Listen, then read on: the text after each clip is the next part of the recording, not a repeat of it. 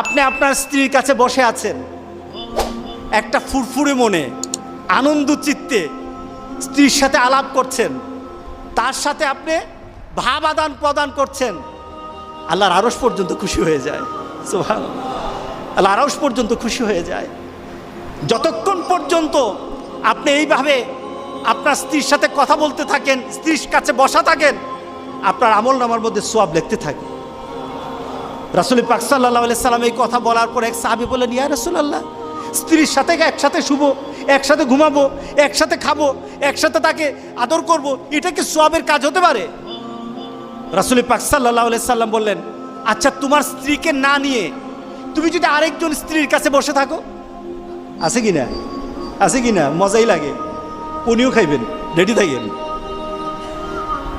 তুমি অন্য কোনো স্ত্রীর পাশে বসে বসে